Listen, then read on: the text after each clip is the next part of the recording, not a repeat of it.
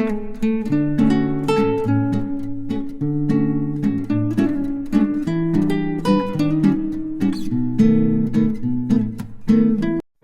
कृष्णा दोस्तों, स्वागत है आपका हमारे YouTube चैनल पर।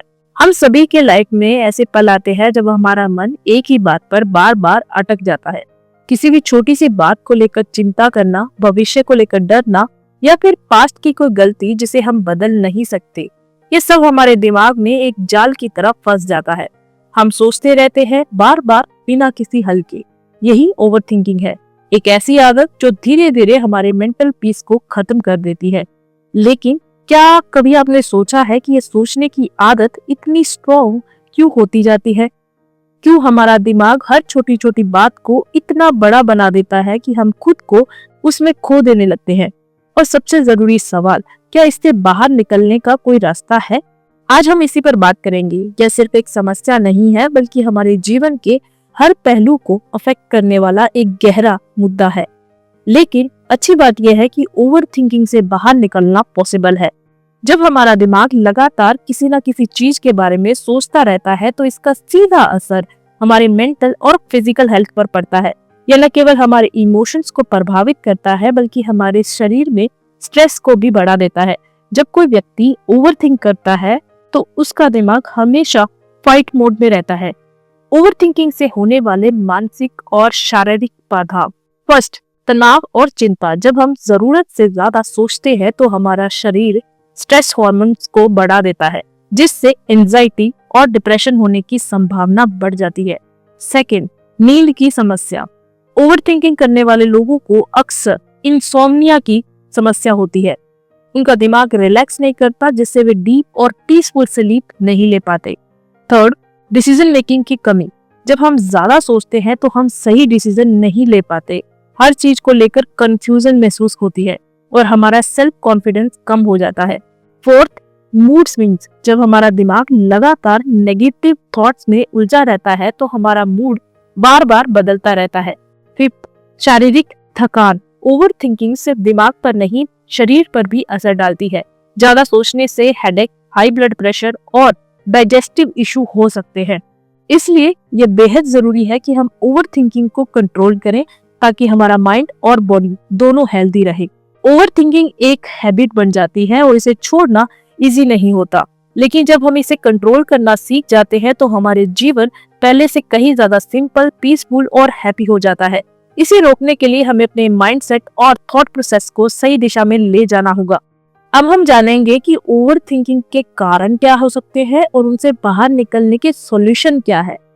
सबसे पहला, सोशल मीडिया।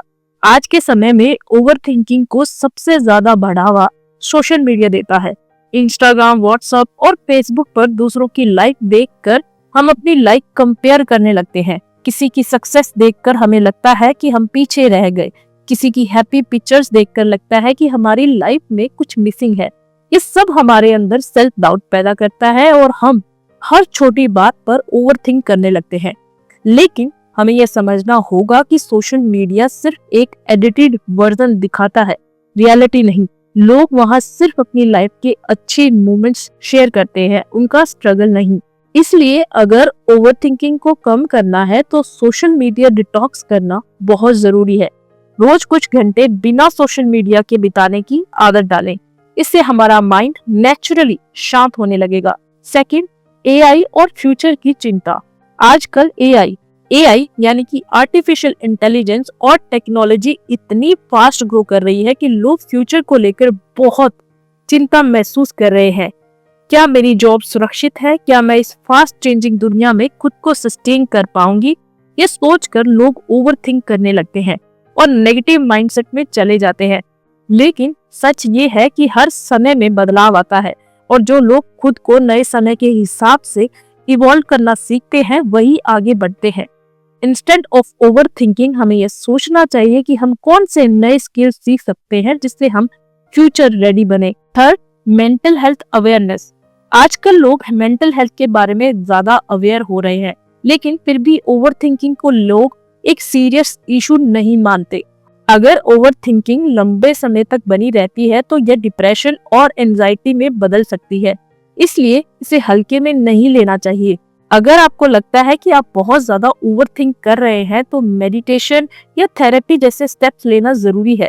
सेल्फ केयर को प्रायोरिटी देना बहुत इंपॉर्टेंट है। अच्छी नींद, सही डाइट या नेचर के साथ कनेक्ट होना भी ओवरथिंकिंग को कम करने में मदद करता है। Fourth, fear of missing out और ओवरथिंकिंग। आज के समय में लोगों को ये डर बहुत ज्यादा रहता है कि वे कुछ मिस कर रहे हैं। सभी लोग ट्रैवल कर रहे हैं, मैं नहीं कर पा रहा। सभी के पास अच्छी जॉब है, मेरे पास नहीं है। सभी रिलेशनशिप में है, मैं अकेली हूँ। फोमो यानी कि फियर ऑफ मिसिंग आउट भी ओवरथिंकिंग की एक बड़ी वजह है। लेकिन सच्चाई यह है कि हर किसी की लाइफ की स्पीड अलग होती है।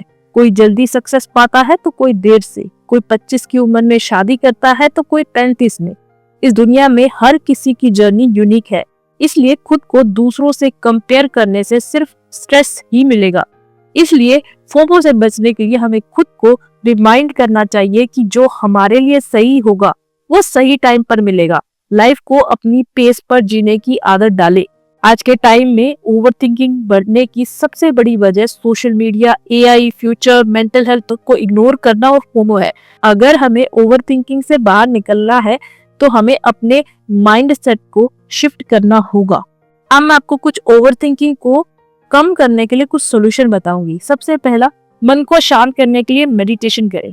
ध्यान हमारे विचारों को कंट्रोल करने और मन को काम करने का सबसे इफेक्टिव वे है। जब हमारा दिमाग अनकंट्रोल्ड होता है तो विचार रैंडमली दौड़ने लगते हैं और ओवरथिंकिंग शुरू हो जाती है। मेडिटेशन से हम अपने थॉट्स को देखने और उन्हें कंट्रोल करने का आर्ट सीखते हैं। जब हम मेडिटेशन करते हैं तो हमारा दिमाग धीरे धीरे शांत होने लगता है। यह थॉट प्रोसेस को स्लो करता है और अननेसेसरी वरीज को रिड्यूस करता है। मेडिटेशन हमें प्रेजेंट मोमेंट में रहने की कला सिखाता है, जिससे हम फ्यूचर एंजाइटी और पास्ट रिग्रेट से बच सकते हैं। मेडिटेशन करने के लिए सबसे पहले एक शांत प्लेस चुनें जहां कोई नॉइस ना हो। कंफर्टेबल पोस्चर में बैठकर आंखें बंद करें और धीरे धीरे डीप ब्रीदिंग करें। अपने ध्यान को ब्रीथ पर फोकस करें। जब भी माइंड भटके उसे वापस अपनी ब्रीथिंग पर लाएं। शुरुआत में इसे 5 मिनट तक करें और धीरे धीरे टाइम इंक्रीज करें। मेडिटेशन करने से हमारा माइंड क्लियर और काम रहता है, जिससे ओवरथिंकिंग की समस्या धीरे धीरे कम हो जाती है। यह हमें अपने थॉट्स को अंडरस्टैंड करने और उन पर कंट्रोल पाने में मदद करता है। सेकंड, अपने विचारों को सही दिशा दें। ओवरथिंकिंग को पूरी तरह से स्टॉप करना पॉसिबल नहीं है, लेकिन इसे सही डायरेक्शन में मोड़ना जरूरी है।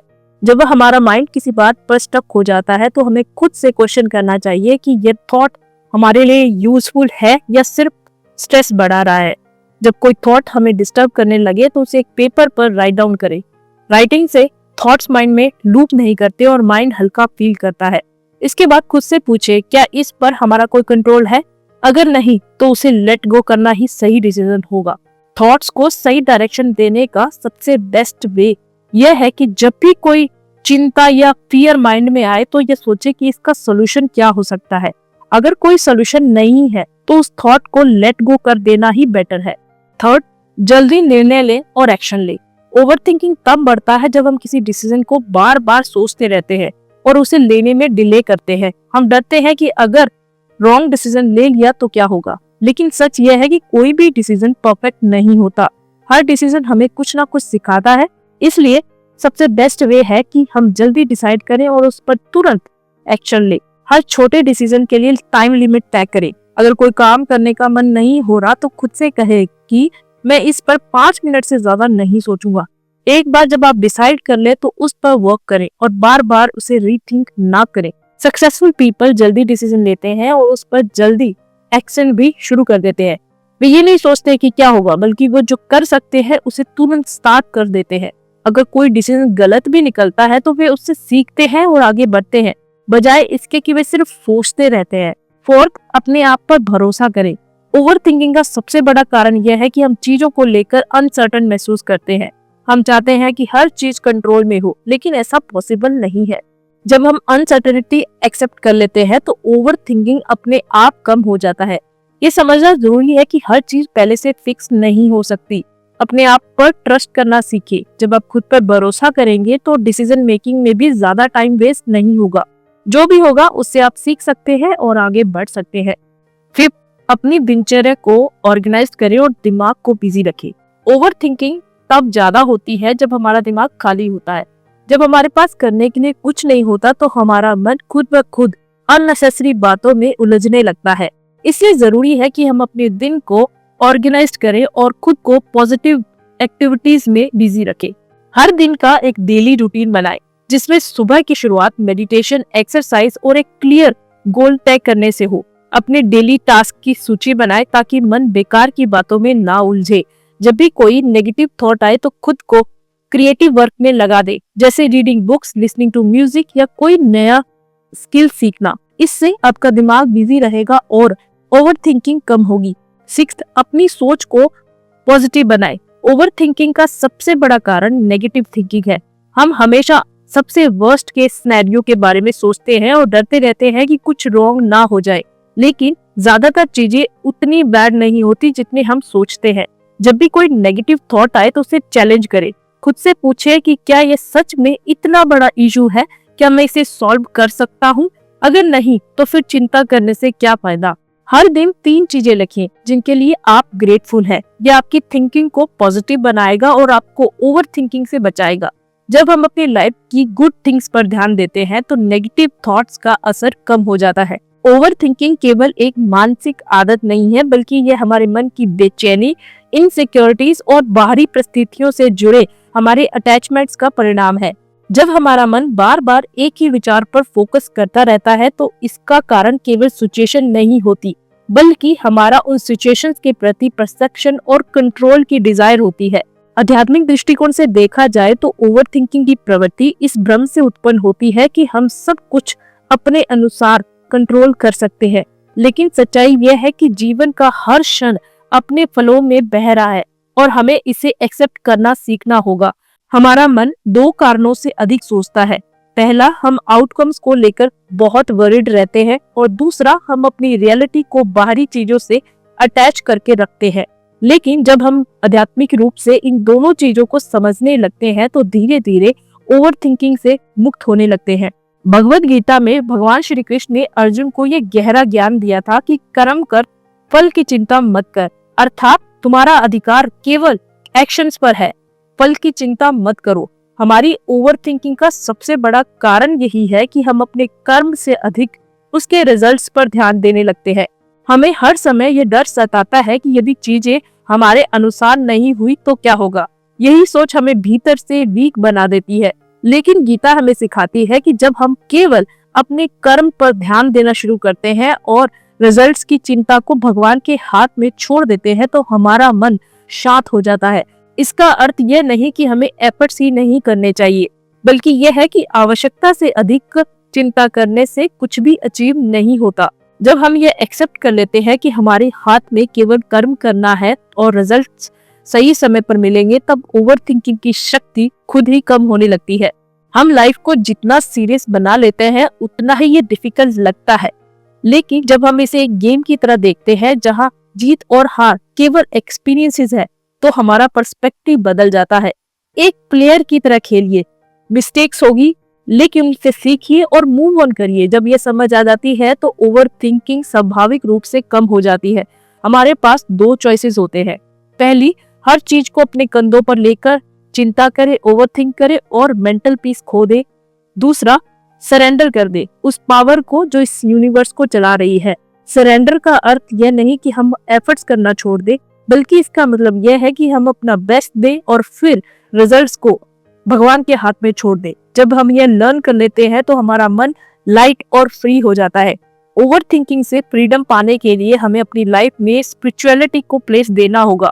जब हम केवल अपने एक्शंस पर ध्यान देते हैं, अपने ईगो को लेट गो करके अपने ट्रू सेल्फ को पहचानते हैं, प्रेजेंट मोमेंट में जीने की आदत डालते हैं और भगवान पर ट्रस्ट रखते हैं, तब हमारा मन नेचुरली शांत होने लगता है। ओवर थिंकिंग कोई प्रॉब्लम नहीं, बल्कि यह हमारे माइंड की एक हैबिट है। जब हम इसे स्पिरिचुअल पर्सपेक्टिव से समझते हैं तो धीरे धीरे ये हैबिट डिसअपेयर हो जाती है और हम ट्रू मेंटल पीस का एक्सपीरियंस करने लगते हैं। तो दोस्तों, ओवर थिंकिंग से बचने के लिए हमें अपने माइंड को शांत रखना, थॉट्स को सही दिशा में ले जाना, जल्दी डिसीजन लेना, खुद पर ट्रस्ट करना, अपने ब्रेन को बिजी रखना और सोच को पॉजिटिव बनाना सीखना होगा। जब हम इन हैबिट्स को अपनाते हैं तो धीरे धीरे हमारा माइंड अननेसेसरी थिंकिंग से फ्री होने लगता है और लाइफ सिंपल और हैप्पी बन जाती है। लाइफ को कॉम्प्लिकेटेड बनाने की बजाय इसे सिंप्लिसिटी से जीने की कोशिश करें। जब भी लगे कि आप किसी थॉट में उलझ रहे हैं तो खुद से पूछें, क्या यह सोच मुझे खुश कर रही है या मेरी एनर्जी छीन रही है। अगर ये आपकी पीस छीन रही है तो इसे लेट गो करें और प्रेजेंट मोमेंट में जीना सीखें। अगर आपको आज का ये वीडियो पसंद आया हो तो प्लीज हमारे चैनल को लाइक करें, शेयर करें और सब्सक्राइब करना ना भूलें और बेल आइकन को जरूर प्रेस करें ताकि हमारी आने वाली वीडियो की नोटिफिकेशन आपको सबसे पहले मिले। धन्यवाद। राधे राधे।